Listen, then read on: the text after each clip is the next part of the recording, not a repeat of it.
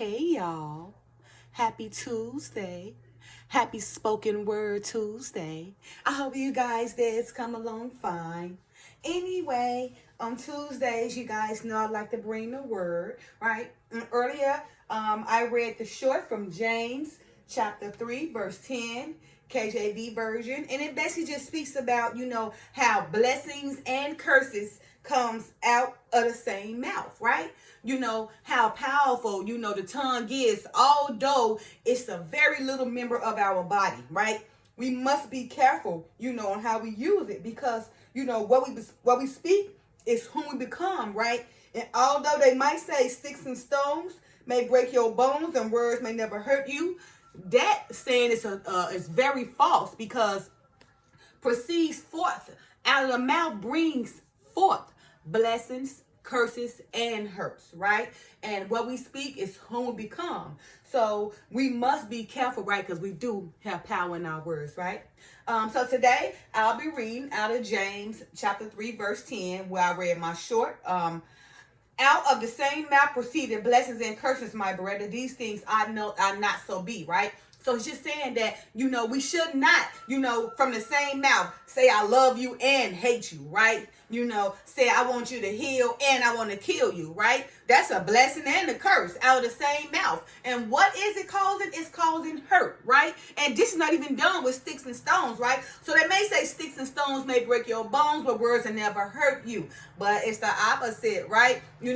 Words, well, it's not the opposite. I mean, sticks and stone parts, okay, it may break your bones, but the words may never hurt you. It's the opposite. The words will hurt you, right?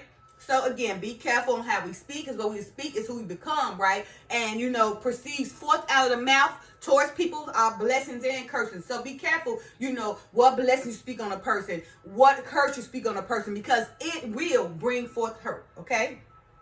All right, so James chapter 3, KJV version, the header starts off with control the tongue. And it says, verse 1, my brethren, be not many masters, knowing that we shall receive the greater condemnation, right? So he said, don't be the master of hate, love, charity, pain, death, and everything, because you be the master of everything, but in the end you still going to receive the greater condemnation, right? Because you decide to be the master of everything, knowing what consequences are going to follow it, okay? Verse 2, for in many things we offend all. If any man offend not in word, the same is a perfect man, and able also to bridle the whole body. So he's saying, right, for many things we offend all, like little things. Like the littlest thing can offend somebody, right? But if there's one person who know not how to offend, like if they can go through life and don't offend nobody, because everybody is easy to be offended. They're so sensitive, right? Anything can offend them. But we can get one person, can go forth through life and not offend one person, then that person is a perfect man or a woman. And that person can bridle the whole body. All the members, all the people. That one person can. But do that person really exist? Verse 3. Behold, we put bits in the horses' mouths that they may obey us, and we turn about their whole body, right? Behold, also the ships, which though they be so great and are driven of fierce winds, yet are they turned about with a very small hem, whithersoever the government nor listeth, right? So it's just saying, behold, how we put the bits in the horse's mouth, right? So we put that bridle on that bridle on that horse's mouth, right? So the horse may obey us. So the horse can turn around, right? Little old us do this to this horse because the Father gave us dominion over the animals, right? And also, as the ships sail, right? These big, great ships sail, right? They are being driven by these fierce winds. And what are we doing to control the boat? That him and these great waters, right? And these great deep waters that's very, very dangerous. But this little old boat, have a him that's controlling the boat from these deep winds, right? Wherever so go, it steer it. Okay? Now, verse 5. Even so the tongue is a little member and boasted great things. Behold, how great a matter a little fire kindle, right? So he's just saying, These little things, the little things that control the horse's mouth that you put on that obey their body, the him that controls the ships in this big great water, it controls the ship, and the little tongue. The little tongue, even though it's the littlest member, right? It does the most boasting. It does a lot of controlling. Just like that bird on that horse, just like that him controlling that ship, that mouth. That little mouth, even so, that little tongue, even so, the tongue is a little member of the body, right? And boasted great things, proceeds out of the mouth, blessing, curses, and hurts, right? Behold, how great a matter a little fire kindled. That little tongue will start a war. that tongue, right? Okay, verse 6. And the tongue is a fire, a world of iniquity. So is the tongue among our members, that it defileth the whole body, and setteth on fire the course of nature, and it is set on fire of hell. So you said, be careful. That tongue can bring forth fire, war, hell, healing, blessings, curses, hurt. That tongue brings forth everything. Dominion, commandment, obedience, everything, right? So he said, and the tongue is fire, a world of iniquity, right? It brings forth iniquity or righteousness, right? So is the tongue among our members, among our whole body, right? The members, part of the members of our body, of a whole, even as the members of the whole people as a whole body. That tongue is still part of the whole body, okay? That it defileth the whole body. It defileth us as individuals and all our members as one. All Israel as one. Okay? For it defileth the whole body and set it on fire, the course of nature, right? It'll start a whole fire. Something so little be turned so big because somebody in an unstable mindset decided to use their tongue to trigger, the course of this fire, okay? And it is set on fire in hell. That same tongue, you became the master of everything that caused you to receive the greater condemnation. Now to send you to fire hell. Okay, so we got to be careful, okay? Again, sticks and stones may break our bones. Words can hurt us, okay? We're going to change that sign. Sticks and stones can break our bones just like words can hurt us, okay? All right, verse 7. For every kind of beast and of birds and of serpents and of things in the sea is tamed and had been tamed of mankind. But the tongue can no man tame. It is an unruly evil full of deadly persons. Full of deadly poison, right? So it said, you see, when Adam was there, the Father gave Adam, dominion over all the animals. He was allowed to name each animal according, to the likeness of the Father, okay? So during this time, Adam, was dominion over the serpents, the beasts, the birds, everything in the sea. They was tamed.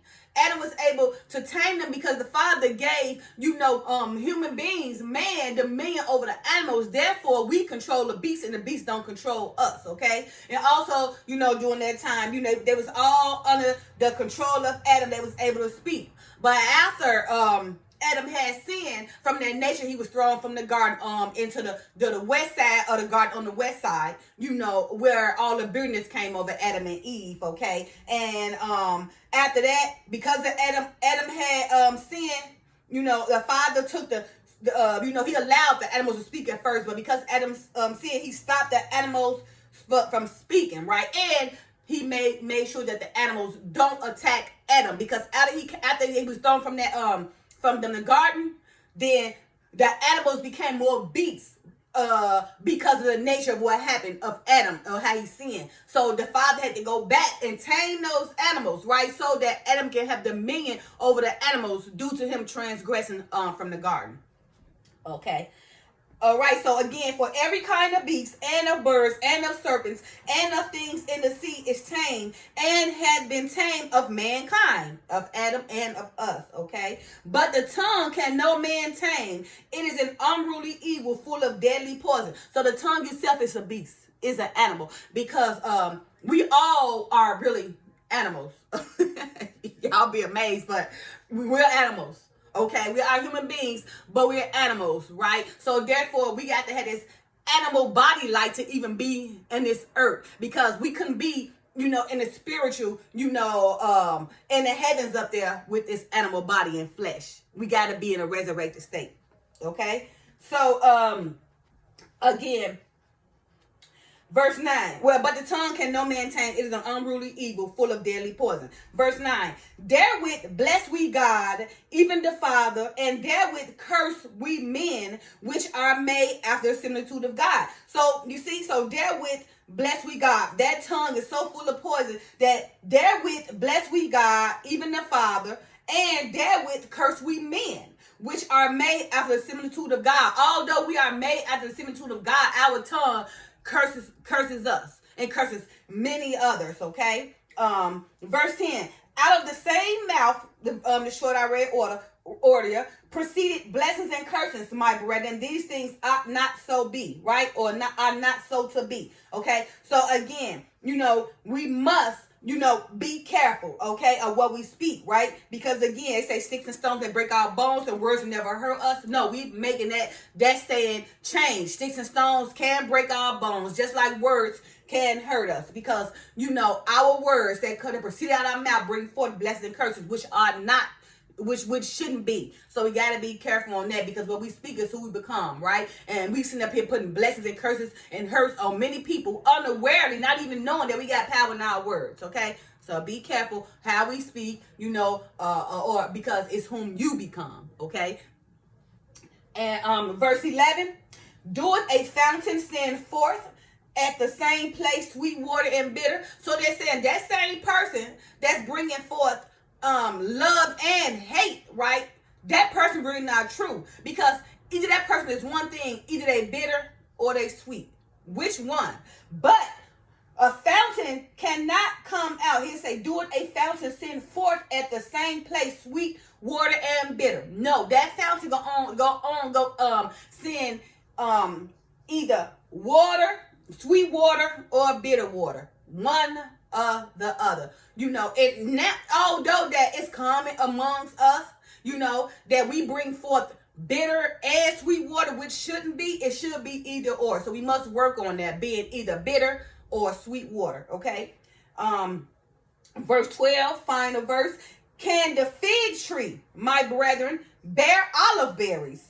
Either a vine figs, so can no fountain both yield salt water and fresh. You see? So that human vessel, right? If you pure, you pure. If you bitter, you bitter. You either one or the other, right? But no fountain both yield salt water and fresh, which he's talking about the water, but he's speaking in symbolism, okay? You know, our body. Look at our body as the sweet water or the bitter, right? You know, proceeding forth with hurts, curses, and blessings, right? It shouldn't be. You know what I mean? Because the real water fountain is not going to spit out bitter water and sweet water. It's going to spit out either bitter water or sweet water. So ourselves, you know, needs to think like that. Use our vessel as that water. Either we go spit out sweet water or bitter water, but it shouldn't be both, right? Out of the same mouth should not bring forth blessings and curses, one or other. So we got to work on, you know, our words, because although it's the smallest member out of the whole body, out of the whole Israel, out of the whole Judah, it damages the whole Israel and the whole Judah, not thinking that that little tongue, that little member of our body, boasts, right, and defile it, the whole body as one. Okay. All right, you guys. So happy Tuesday to you guys. You know, again, this is James chapter 3, KJV version, right? So control the tongue. Don't try to be the master of everything. Don't try to be the master of you know, love, hurt, pain, healing, power, everything, right? Try to be the, you know, the master of that, because you will receive the greater condemnation, okay? And again, they're saying no more. It is no more sticks and stones that break your bones and words may never hurt you. But the saying now, moving forward, is sticks and stones may break your bones, and words can definitely hurt you. Happy Tuesday. Love you guys. Peace.